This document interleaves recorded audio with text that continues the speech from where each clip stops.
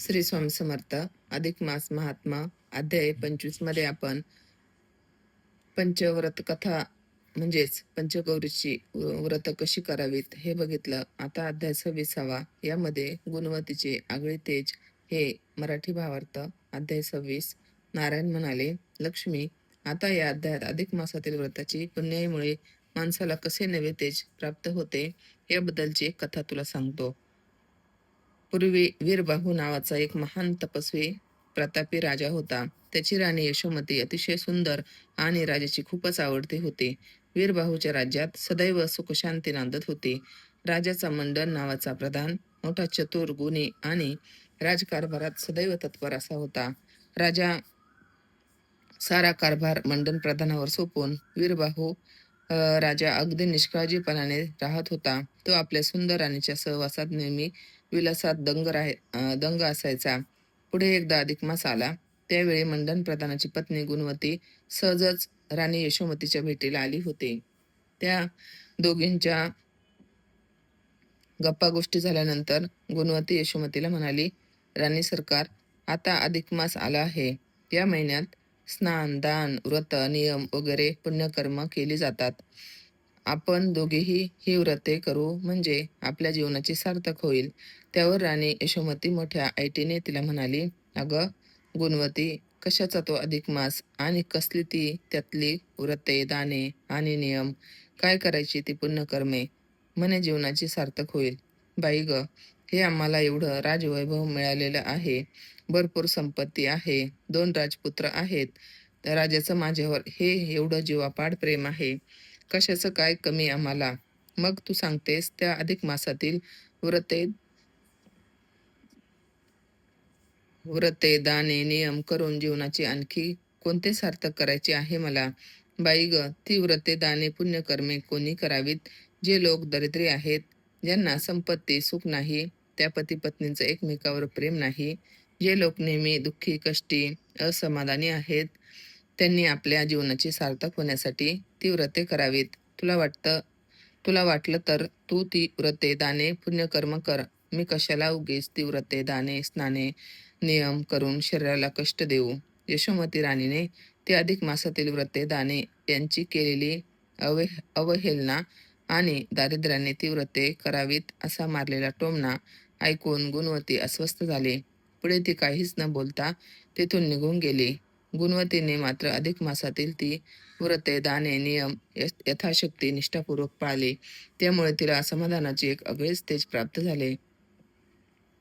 तिचा चेहरा सदोदित, तजेलदार, टवटवीत झाला. तिचे डोळे सदैव काजळ घातल्याप्रमाणे दिसू लागले. तिच्या कपाळावर हळदी कुंकू आणि भांगात गुलाल भरलेला सतत दिसू लागला.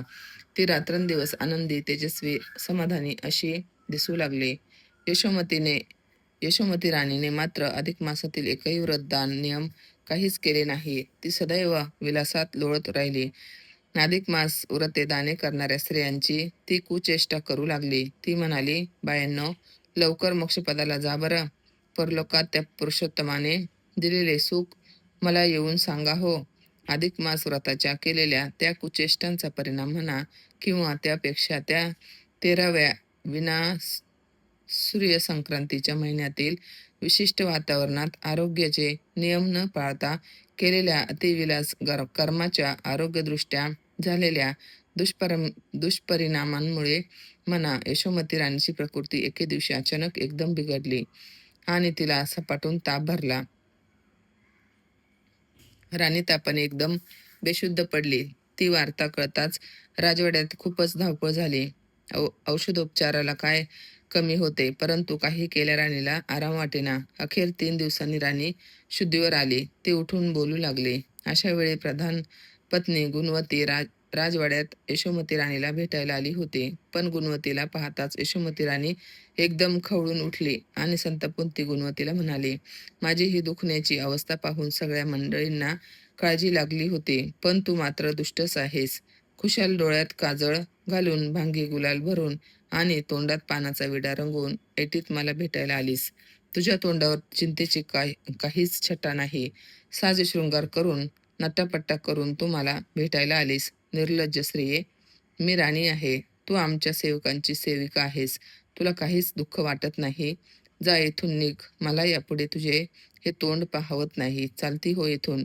यशोमती राणीचे ते बोलणे ऐकून गुणवती थक्कच झाली. ती बिचारी निमूटपणे निघून गेली आणि घरी जाऊन रडत बसली. मंडन प्रधानाने गुणवतीची खूप समजूत घातली. राणीने दुखण्याच्या भरात तुला हाकलून दिले. तिचे बोलणे मनावर घेऊ नकोस. हे पतीचे समजुतीचे बोलणे ऐकून गुणवती म्हणाली, "अहो, पण मी काय मुद्दाम नट्टापट्टा करून गेले होते. माझे हे विड्याचे रंगलेले तोंड, भांगी शेंदूर आणि हा माझा टवटवीत चेहरा, काजळ कुंकू हे आगळे तेज मला या अधिक मासाच्या पुण्याईने लाभले आहे. हे त्या राणीने ओळखले नाही. माझा अपमान माझा अपमान करून तिने मला हाकलून दिले. याला काय म्हणावे?" गुणवतीचे हे बोलणे चालू असतानाच तेथे राजाचे शिपाई आले आणि त्यांनी मंडन प्रधान आणि गुणवती यांना तुरुंगात पाठवण्याची राजाज्ञाच दाखवली. त्या राजाज्ञेपुढे कोणाचे काय चालणार? मंडन प्रधान आणि गुणवती यांनी गुपचूप निमूटपणे ती आज्ञा पाळून तुरुंगवास पत्करला. तुरुंगात असताना सुद्धा गुणवतीने आपले अधिक मास व्रतनियम चालूच ठेवले. उद्यापनही केले. त्यामुळे तिला आणखी आगळे तेज प्राप्त झाले होते. पुरुषोत्तमाच्या कृपेने तिकडे राजा वीरबाहू याला मात्र निरनिराळे दृष्टांत होत होते. वीरबाहू राजा अस्वस्थ झाला. त्याच्या मनात नेहमी येई राणी यशोमतीच्या सांगण्यावरून आपण मंडन प्रधानाला आणि गुणवतीला कैदेत टाकले. हा अन्यायच केला आहे. या विचाराने तो बेचैन होई. राणीच्या दुखण्याच्या वेळी गुणवती मुद्दाम नट्टापट्टा करून कशाला येईल?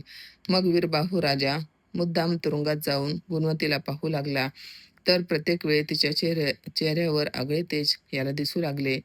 ते तिचे काजळ घातल्यासारखे काळेभोर डोळे, तेजस्वी भांगी शेंदूर, विडा रंगवल्यासारखे सतत लाल चुटूक ओठ वगैरे.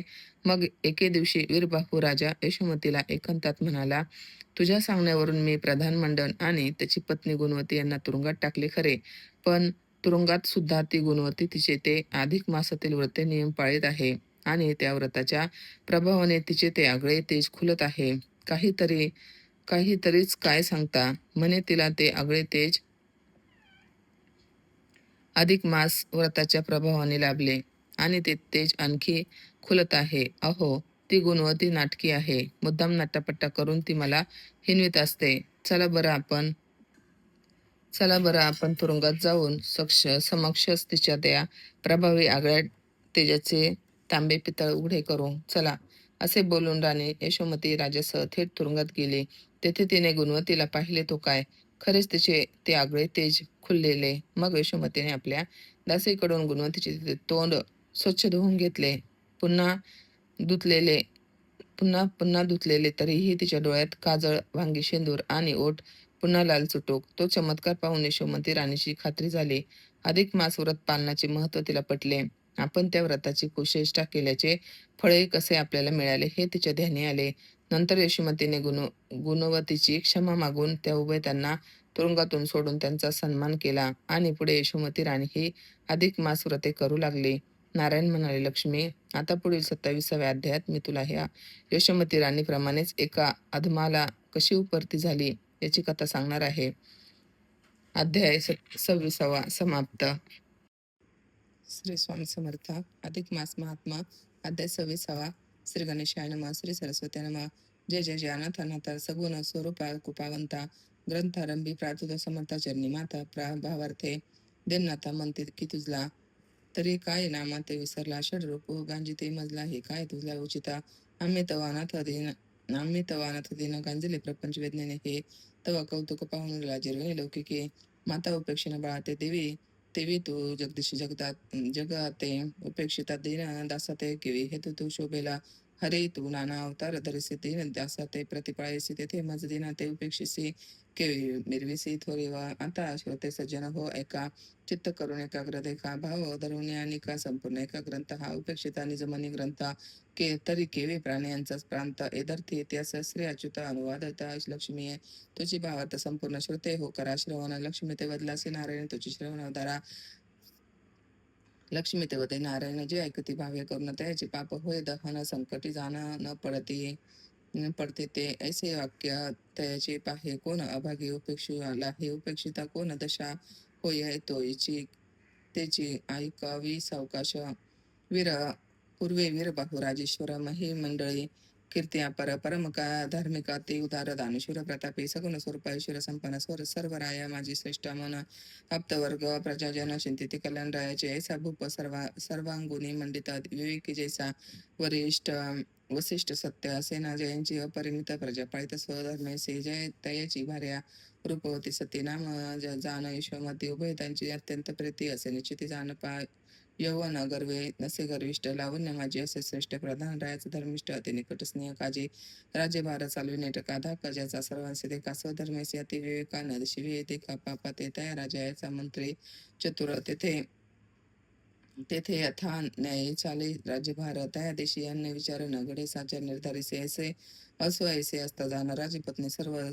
सर्व गुण मंडना स्वरूप जाण पसरून आकर्षिला मनमीन रायाचा सदा सर्वदा विषय सत्ता पाही दान धर्म किंचित नेणे काही व पोभूषणा ते सर्व काळ देही संवर तसे सायासे न ऐसे ते राजभार्य जाण कदाही न करी धर्मदान तेथे तीर्थ पर्वणी गंगा स्नान करी अमान्य सर्व ही पुरोहित सांगतात रसले बहुत कदाही न करी तो दानव्रत पहा ही अनुकूळ असता तुर्त नाही हेत धर्मावरी ते पुत्र असते दोन सुबाहू शतबाहू नामे जाणा ते ही स्वरूप मंडना गुण संपन्न आगळे एकदा मलमास्याची असंधी प्रधान श्री करुणावगी म्हणे बहुत दीनाना घडे विधी राजश्री दर्शनाते म्हणून साधुन्या वेळ प्रधान श्री निघे तत्काळ परम झाली सेवता वेळेस राजश्रीचे दर्शनाची धरून लालसा भेटी बातली ती माळसा सुंदरपणे तिची वैसा शिबिके माझी आरुडे धुती जाणविते स्वामिनी ते प्रधान भार्या पात्री दर्शनात ऐसे एकताची माता समोर येत गजगामिने ते धरून निज हस्तके बैसविती झाली निज वंचके एरी स्वभाव तेजा विलोकिती तवा पुरोता देखत इंद्रभुवना ऐसे रम्य सदना रत्ने विखुरलीचा करून सूर्य प्रभे समान जाना शोभे सदना श्री तेही अलंकारयुक्त गवगविता सुस्वरूपे असे नटत पयोधर सर्वदा उघडी झाकीत अचळ सर्व सावित वेळोवेळात अपार तेथे दासी सुद्धा सादरता सेवेची काय बोलेलं केदवा वचनासी न भारी नेत्रा सिपातिया ऐसे देखून येते प्रधान जाया मंजुळ वचने राजभार्या नमुनी तिच्या पाया काय बोले आद्रेसी तव प्रधान भार्य ते गुणवती ते काय वदसे सते ऐसे बाई यशोमती वनावचना प्रतिमान दे तव हा मलमास अति उत्तम प्राप्त झाला केशवा पुरुषोत्तमा तरी स्नानदान यथानुक्रम उभयता सपद एक मास अघटित तेथे महिमान मागुता सध्य न यायचा दिन कवने नेनो कवन वेळ काळ कठीण घडवू शके नेनविते याला गेला जसे काही आयुष्य तव आपले नाही यदर्थी आपण उभयता हे आचरू ही व्रता ते सकळ पदार्थ अनुकूळ दान धर्म करू सर्व काळ सौभाग्य वर्तन होई सकळ पुत्र आणि कलत्रेसे तव आज्ञे माझी भूपती वरी धार्मिक तयाची रीती तो कदा ही वरी ना तुझे प्रती करता दान पद्धती यथाक्रमे ऐसे ऐकून याचा उत्तरा बोले काही ते राजदारा अभेरुणी वचनामृत सारा बोले सुंदर ते ऐका मुने एक हो गुणवंती बाई कैसे दान कैसे व्रत पाही कोण कवट कष्टवी या देही फळ काही आचरणी आता आचराई व्रतात येथे फळ पुढे प्राप्त होते देवा देईल म्हणणे संकल्पाते आशा अंतरात एक धर्वणी ऐसा आचरावा जरी नेमत तरी कवन जाणे पुढील जन्म काय ओढविल नेणू कर्म पाहून या धर्मा कोणाला दान धर्म करून सर्व जन मृत्यू पावले तेही नाही आले परतुना नेन स्वर्गी जाचणी की सन्मान पाहुणे कोणी परतले वृथा कष्टावी शरीरात ते काय उणे केले भगवंते सर्व अनुकूळ आहे आम्हा ते एक नित्य भामिनी धन मागावे श्रीहरी सर्व संपत्ती अनुकूळ घरी पुत्र मागो इच्छा अंतरी तरी असती निर्धारी पुत्र दोघे तेही गुरु सर्व गुण संपन्न सर्व गुण मंडित पूर्ण वर्तते आमचे वचनाधीन न मोडिते वचन कदा ते जे शिव आणि भवानी ते विमानते आम्हा उभयत लागून यांची मान्यता सर्वजणे जय विजय सर्व लोकी जय मी ही स्वरूपे सुंदर अंगना स्वरूपाभिमानाने ते न माने कोणा माझ्या ऐश्वर्या पुढे होणा इंद्र ठेंगणा मी माने सदा सर्वदा मज लागे नुप संतोषी स्वांगी प्राण विचिल वचना लागे माझे अनुपेंद्र तो परम प्रीती आम्हा उभयता ऐसे ऐश्वर माझा असता तेथे व्रत प्रभावाची वार्ता काय भगवंता मागावे आता व्रताचरावे कोणी तेही ऐकपा कहाणी सदा पिढीले जे दरिद्र करून व्रताने करावे अन्न वस्त्र मिळे किंचित पोटी नाही ज्याची संतता त्याने करावे हे व्रत अनेक माता अवतारी व्याधीयुक्त असता शरीरी त्याने जपावा हरिहरी किंवा आता एकची पुत्र संसारित ही नायके पित्याचे सदा सर्व काळ माता पिता देखो न शके सर्वता ऐसे जेथे आहे सर्वथा व्रत आचरावे. व्रत आचरता संपूर्ण मने हेतू हाची पूर्ण व्हावे, माझे कल्याण करावे म्हणून व्रत हे. तरी श्रीहरी कृपे करून पाही सर्व अनुकूल मज लागी बाई, मज नसेची वासना काही व्रत प्रभावी साजणे ऐसा तियाची वचनाची हेळना करती झाली नुपांगना, कोणी का जावे तीर्थाटना कष्ट जाना शरीरात ऐसा अमृत ऐसे तिचे वचन येली मानी तृण समान जेवी अमृत कुंभ नेऊन उकरडा उतिया भागी जेवी एखादी या सद्बुद्धी सांगता तो तव नायकीची तत्वता मग जयते प्रस्तावा होता कुसुमोसी मना माझी तैसा प्रकारे ती झाला नायके शिकविल्या बोला हवेरुनी सती गुणवतीला अपायाला वाट केली असो होणार ते का सुखे ऐसे मानून यानिके आज्ञा घेऊन तत्काळ एके गुणवती गृहंते पातली तवते गुणवती प्रधान कामिनी आरंभिती झाली व्रता लागून यथापूर्वक भावार्थमनी चक्रपाणी आराधित असे एरीकडे यथोमती एरीकडे यशोमती सते भोग समयी येता नुपती अवघा समाचार तया प्रत्यय झाली संगती यात्रेचे नुपे उत्तर न देता ते तैला संपादित झाला भोगवळा अपूर्व तो अपूर्व झालीसे लीळा ते सगळा लागी परिसव कठोर शब्द नसावे मानवीय ते मग तो तव साक्षात अनंत सावे सर्वांचे हृदय त्या दूषण वृथा ठेवलेसे म्हणून कोपला नारायण ज्वर प्राप्त झाला ना लागता क्षण राजभारी अत्यंत व्याकुळ जाणं शांत नवे जाणं ज्वर पै अत्यंत भूत ज्वर अंगी प्राण जाऊ पाही लगबगी वार्ता पाकताची जगे नको वेगी पातला पुत्र ही धावी नेले वेगे सन्निध पातले निजांगे दास दासी अपर वेगे पातले वेगे त्या ठाई बहुतांपरी उपचार करीत झाला न पोरा औषधी देता नवे बरे अधिक व्यथा जायची घाबरे झाले नगरवासी उरस्फोट पोवरासे हृदय शब्द न फुटे पुत्रासे दास दासी अकांत तव तव मंडन प्रधान पाही स्त्री सहित धावत आला लाही तव तिथे दुःखाते पारच नाही समजाविता कोणी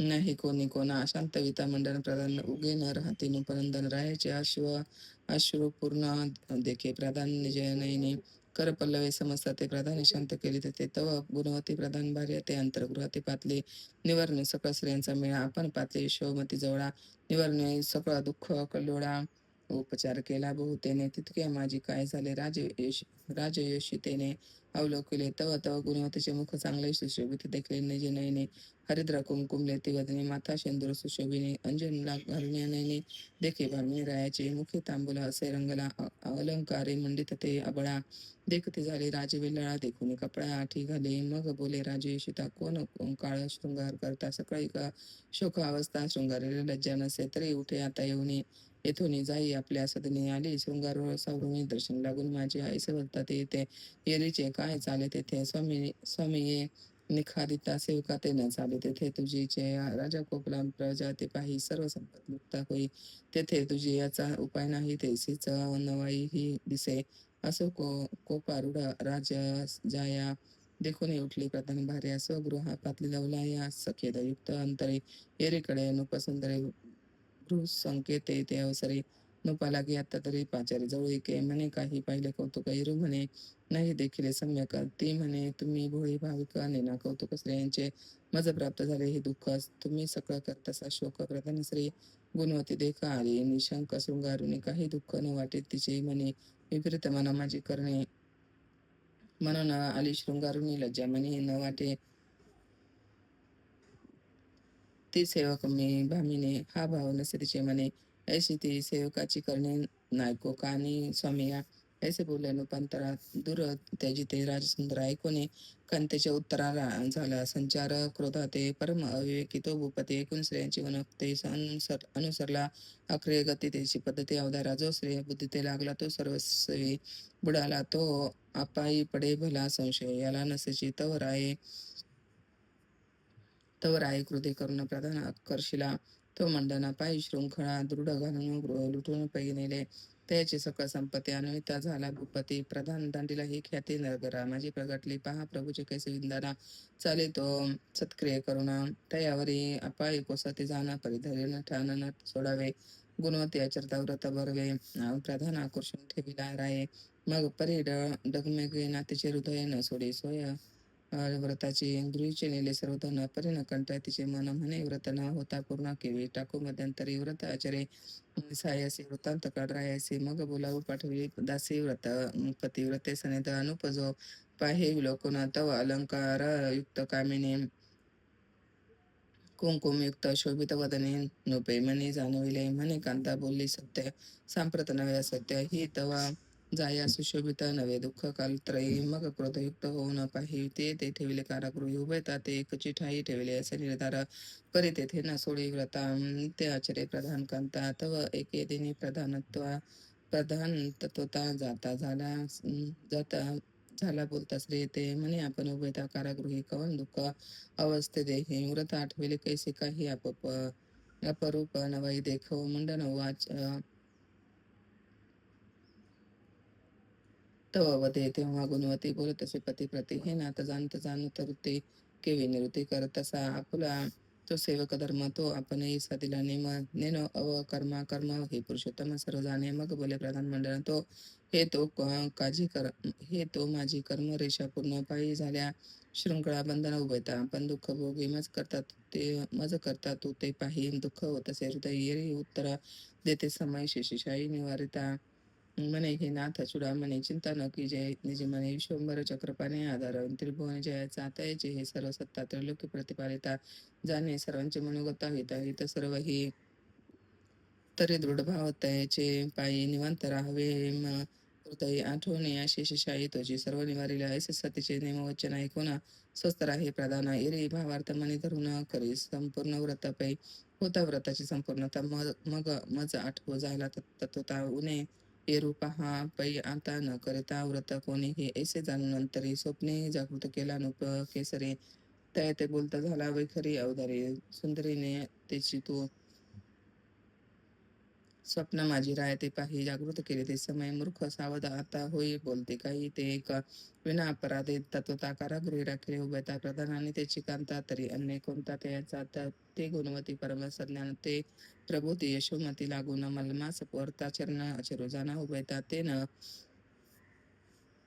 आणि ताने जिमाने केली व्रताची हेळणी त्या योगे जोर अद्भुत सदने कष्टी होत तव जाया गुणवती भावार्थी करुणा व्रत करते झाली आपण भेटी सहिता तुझ्या कांतेने विपरीत मनी भावेला तव सदैव सुवासिने संभ्रमे भरत सौभाग्याने कज्ज कुंकुमा ते स्वीकारून पातली सदने तुझे तव ते देखता मने शोभ पावली कामिने तू ते भासून विपरीत करणे घातले बंधने उभयता तरी तेथे अन्याय केविता तू विचार न करिता अनुपनाथा गृह लुटून तत्वता बंदे उभयता कारागृही ते गुणवती सुशिळा पुण्यलेशिते ते घडला तरी मुक्त करी उभयताला देव निधनाला सर्व ही इतके करी सत्वराता सन्माने बळी उभयता हे जरी ना करशी नपनाथा तरी आत्मघाता पावशीला असे स्वप्ने सांगून शिष्य गुप्त झाले ठाईशे ठाई राव जागृत होता हृदय माने नवाई अद्भुत मग घाबरेपणे ते वेळी मग स्वप्न सांगे श्री जवळ एकता ते की चाकाटली अंतरे कळली निज पुन्हा मग म्हणे जिनो पण आता ते येते सत्वर मुक्त करा आता नाही तरी बरी न दिसे व्यवस्था होईल घाता आपली या ऐसे एकताची वचन दचकले राहायचे मन मग तैसच बंदिशाही येऊन उभयता लागून निर्मिले शृंखळा बंधने मुक्त केला कांतेसही गौरविला नूतन वस्त्र देता हाला कारभार विपुला मागुते वस्तू जाता सर्व हितायांचे तेही अर्पण केले साचे बोलावणे नम्र वाचे सर्वस्वा ते क्षमा लागे गुणवते सती परम मंगळा राव नमस्कारले वेळोवेळा राव भाजते ही काराम वाटला परी कंठ दाटला सदिता मौनेची नमस्कारले सती काही न बोलवेची पुढते परी अपराधाची शांती नवल रीती अनुपम्य ऐसे मलमास व्रता त्या मग त्या चरिता उभयता सकळ सौभाग्य सरिता झाली प्राप्तता तयते मग नागरिकवासी सकळ व्रत करते झाले अचळ तै नगरी अकाळ वेळेत हे दुष्काळ कदाही ऐसे हे मलमास महात्म्य आख्याना अविरिता काय झाले कथन तेही तू ते केले निवेदना सत्य जाण भामिनी तुझी अर्थांतर बरवा श्रुती येते निवेदिला अगवा न घडे तरी न हेळ सावा प्रत्यय घ्यावा श्लोकांतरी इति श्रीमलमास महात्मा ग्रंथ पुरपत्य पुराणीचे समंता मनोहर सुत विरचित षडविशतमोध्याय गोड हा इति षडविशतमोध्याय गोड हा श्रीपादराजं शरणं प्रपदे ओं नमो भगवते वासुदेवाय नमः